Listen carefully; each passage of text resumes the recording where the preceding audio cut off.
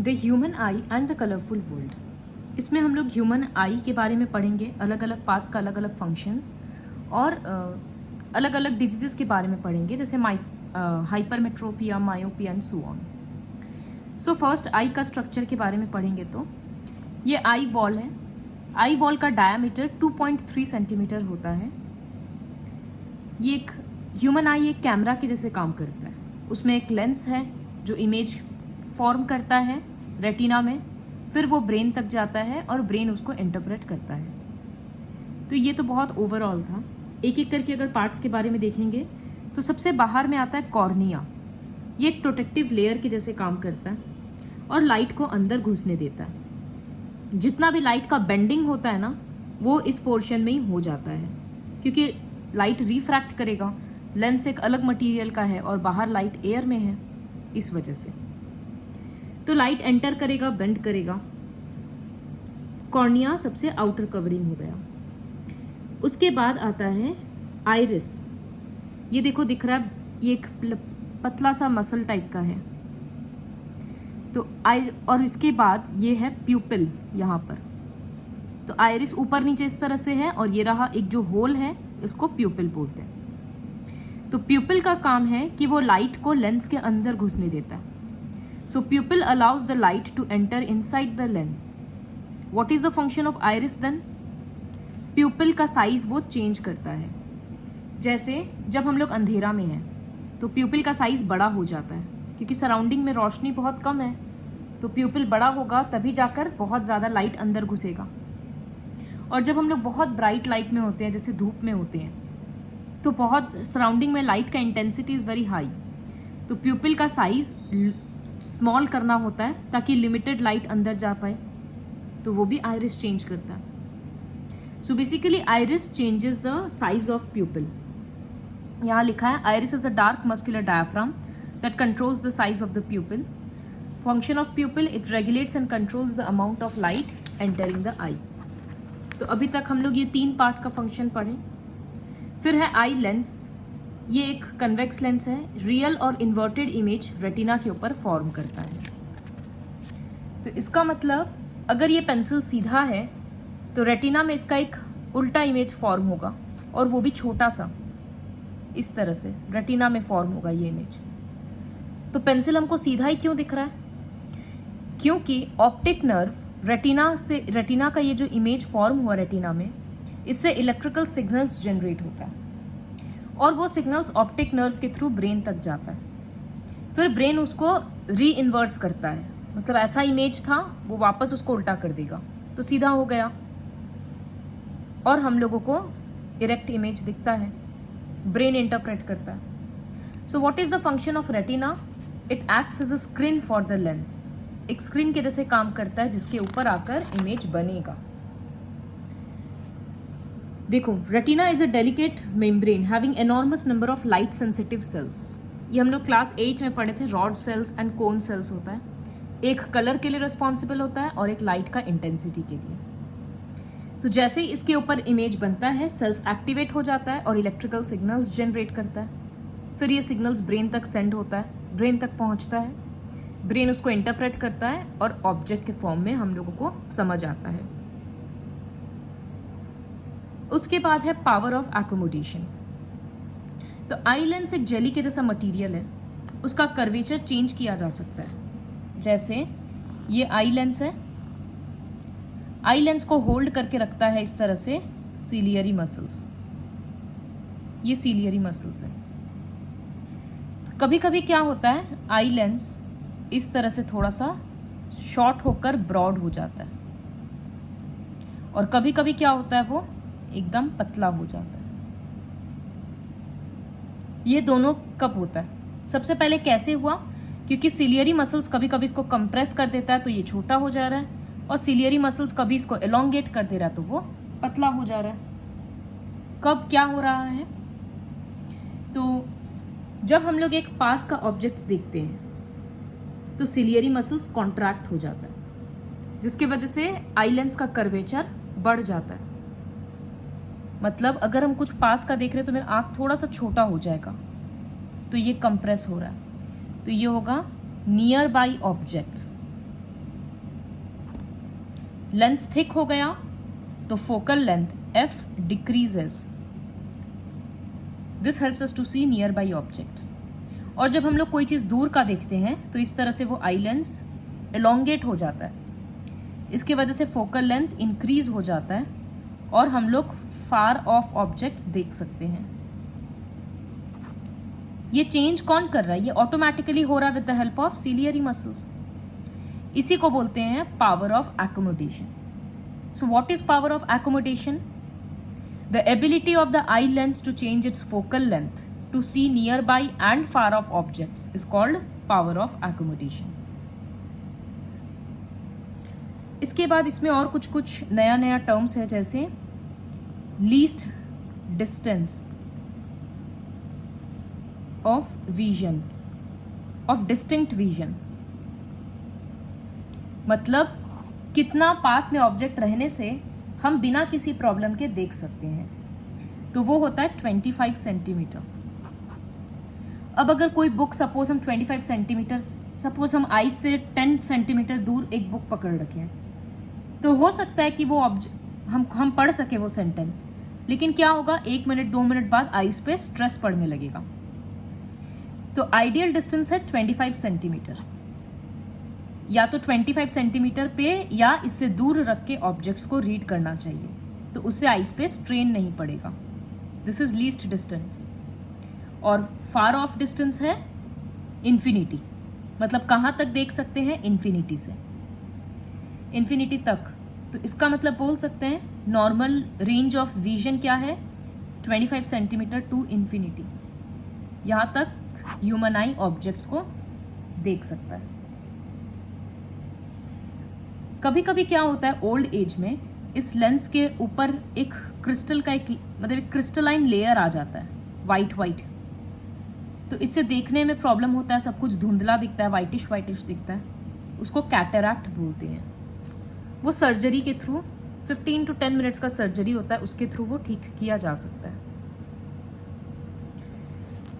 Why do we have 2 eyes for vision and not just 1? तो इसको हम थोड़ा ब्रीफ में करके बोलेंगे। 2 eyes होने का बहुत सारा एडवांटेज है। फर्स्ट एडवांटेज ये है कि 2 eyes होने के कारण हम लोग 180 डिग्रीज तक देख सकते हैं, मतलब आईज इधर है तो यहां तक देख सकते हैं, ये पूरा फील्ड। सो वो हम लोगों को वाइडर फील्ड ऑफ व्यू देता है। दूसरा, हम लोग ऑब्जेक्ट्स को 3 डायमेंशन में देख सकते हैं। अगर 1 आई होता तो हम लोग 2 डायमेंशन में देख पाते, 2D ऑब्जेक्ट्स बस प्लेन दिखता, लेकिन 2 आईज है बोलकर हम लोग 3D इमेज समझ पाते हैं। उसके बाद कम लाइट में भी हम लोग देख सकते हैं, एक फेंट ऑब्जेक्ट भी हम लोग देख सकते हैं, that is because of 2 eyes. ज्यादा आईज है तो इंटेंसिटी ज्यादा है देखने का। यहां लिखा है किसी किसी एनिमल्स में 2 आईज जो होता है वो अपोजिट साइड में होता है, एक हेड में मतलब फोरहेड में और एक पीछे की तरफ, ताकि 360 डिग्री का व्यू मिल सके। लेकिन हम लोगों के केस में दोनों आईज पास में रहता है। बेनिफिट है, लिखा है it reduces our field of view in favour of what is called stereopsis. So what is stereopsis? एक आई, जैसे यहां पर आई है और दूसरा आई यहां पर है।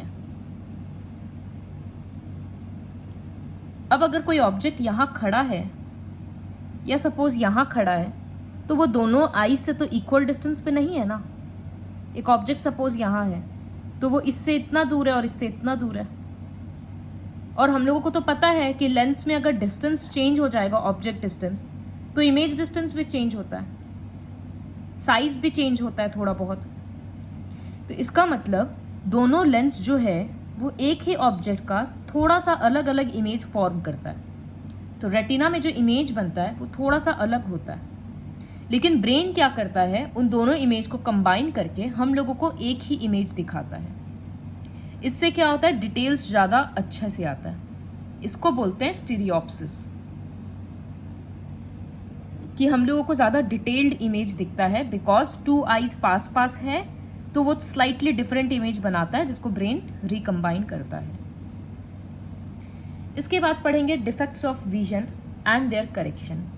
ये भी स्टैंडर्ड 8 में पढ़ा हुआ है, नथिंग इज न्यू हियर। तो first defect is myopia. Myopia को बोला जाता है नियर साइटेडनेस। लर्न कैसे करना होगा कि नियर साइटेडनेस है, इसका मतलब पास का दिखता है, दूर का नहीं दिखता है। Unable to see far objects, far of objects. यहां पर हम लोग पढ़ेंगे कि क्यों होता है। कभी कभी क्या होता है, किसी भी रीजन से आई लेंस का कर्वेचर, मतलब ये स्टैंडर्ड लेंस है अगर, तो वो कर्वेचर थोड़ा बढ़ जाता है, तो या फिर आई बॉल इलोंगेट हो जाता है। तो excessive curvature of the eye lens और इलोंगेशन ऑफ आई बॉल, पूरा का पूरा बॉल थोड़ा सा बड़ा हो जाता है, जिसके वजह से ये डिफेक्ट होता है। इसमें क्या होता है,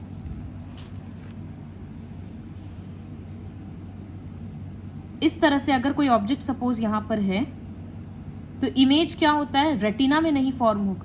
ये लिखा है far point of a myopic eye, इसका मतलब मायोपिक आई का फार पॉइंट यहां पर है। अब अगर कोई ऑब्जेक्ट उससे दूर रहेगा, सपोज ओ डैश पे है, तो वहां से जो लाइट आ रहा है, उसकी वजह से जो इमेज फॉर्म हो रहा है वो रेटिना में नहीं फॉर्म हो पा रहा है, वो रेटिना के पहले ही मिल जा रहा है। तो जब तक इमेज रेटिना में नहीं बनेगा तब तक वो ऑप्टिक नर्व ब्रेन तक, मतलब तब तक वो ब्रेन, अगर रेटिना में नहीं फॉर्म होगा तो वो ब्रेन तक कैसे पहुंचेगा। तो इस वजह से इंसान को दिखता नहीं है। तो ये है far point. Generally far point क्या होता है ह्यूमन बींग्स का, इन्फिनिटी। लेकिन इसके लिए क्या है, एक मायोपिक आई के लिए हो सकता है 50 मीटर, 1 मीटर, 2 मीटर, कितना भी, उससे दूर का उसको धुंधला दिखता है। करेक्ट कैसे किया जा सकता है, एक डाइवर्जिंग लेंस यूज करके, क्योंकि इसमें प्रॉब्लम क्या है, इमेज बहुत जल्दी मिल जा रहा है ना। तो डाइवर्जिंग लेंस क्या करता है, उसको और दूर कर देता है, तो वो रेटिना में फॉर्म होता है। अब कितना दूर करना है उसके अकॉर्डिंग हम लोग लेंस का पावर डिसाइड करते हैं, वो मशीन के थ्रू होता है। इसीलिए सबके स्पेक्स का पावर अलग अलग होता है।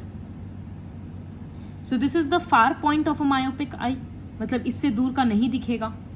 ये प्रॉब्लम है कि अगर this is a myopic eye, कि अगर उससे दूर चला जाएगा तो पहले ही फॉर्म हो जा रहा है, और ये करेक्शन है। ये तीनों डायग्राम प्रैक्टिस करना है। इनफैक्ट ये एमसीक्यू में डायग्राम दे देगा और पॉइंट्स में ये पूछ सकता है, ऑप्शंस में ये रह सकता है। So this is all about myopia. Next is hypermetropia, वो इसका अपोजिट होता है। मायोपिया में दूर का नहीं दिख रहा था, हाइपरमेट्रोपिया में पास का नहीं दिखता। इसको बोलते हैं फार साइटेडनेस। रीजंस क्या है, उसमें आई बॉल एलोंगेट हो जा रहा था, इसमें आई बॉल शॉर्ट हो जाता है। उसमें एक्सेसिव कर्वेचर हो जा रहा था, इसमें आई लेंस का फोकल लेंथ कुछ ज्यादा ही बढ़ जाता है। तो ये रहा। अगर थोड़ा सा भी पास रहेगा, जैसे जनरली होता है लीस्ट विजन 25 सेंटीमीटर, लेकिन हो सकता है इसमें 30-35 तक इंसान को नहीं दिख रहा। तो अगर 25 सेंटीमीटर पे ऑब्जेक्ट रहेगा तो वो इसका इमेज रेटिना के पीछे बनेगा। सिंस इमेज रेटिना पे नहीं बन रहा है तो वो ब्रेन तक नहीं पहुंच पा रहा है, इसलिए इंसान को दिखता नहीं है। तो इस केस में क्या करना है, इमेज को थोड़ा सा पास करना है, क्लोज लाना है रेटिना के। तो इसी वजह से एक कन्वर्जिंग लेंस यूज किया जाता है करेक्शन के लिए। So in hypermetropia also you have to practise this 3 diagrams and you have to learn the cause of the disease and the correction. Next is presbyopia. presbyopia हम लोगों के लिए नया है। कभी कभी क्या होता है, एज की वजह से सिलियरी मसल्स, आई लेंस का सिलियरी मसल्स ही हम लोग पढ़े थे ना, यहाँ पर आई लेंस को बार बार चेंज कर दे रहा था, फोकल लेंथ यहाँ पर दिखाए थे कि ये मसल्स है, ये आई लेंस को कभी शॉर्ट कर रहा है, कभी एलोंगेट कर रहा है। तो ओल्ड एज में क्या होता है, मसल्स वीक हो जाता है, जिसके वजह से वो चेंज नहीं कर पाता है। तो लोगों को जनरली पास का दिखना बंद हो जाता है। इसी को बोलते हैं प्रेसबायोपिया। तो हाइपरमेट्रोपिया और प्रेसबायोपिया में क्या डिफरेंस है? हाइपरमेट्रोपिया बहुत रीजंस की वजह से हो सकता है, बहुत ज़्यादा टीवी देखने से या उस तरह का कुछ कुछ एक्टिविटीज़ करने से। किसी किसी का जेनेटिक भी होता है स्पेक्स लगना, लेकिन प्रेसबायोपिया सिर्फ एज के कारण होता है। यहाँ लिखा है, it arises due to gradual weakening of the ciliary muscles and diminishing flexibility of the eye lens. कभी कभी क्या होता है, किसी इंसान को ना पास का ठीक से दिखता है ना दूर का, तो इस टाइम पे लोग बाईफोकल लेंसेज पहनते हैं। शायद तुम लोगों का देखा हुआ होगा, अदरवाइज गूगल करना। उनके स्पेक्स में इस तरह से दो टाइप का लेंस रहता है। सपोज ये स्पेक्स का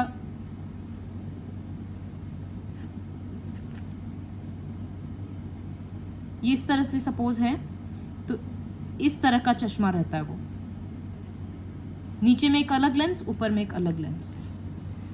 ऊपर में कौन सा लेंस रहता है? कनकेव लेंस रहता है, क्योंकि जब हम लोग सामने देखते हैं तो ऊपर वाला पोर्शन काम आएगा, और जब हम लोग पास का कुछ पढ़ेंगे तो नीचे करके पढ़ेंगे, तो यहाँ पर कन्वेक्स लेंस रहता है। इस टाइप के स्पेक्स को बोलते हैं या लेंस को बोलते हैं बाईफोकल लेंसेज।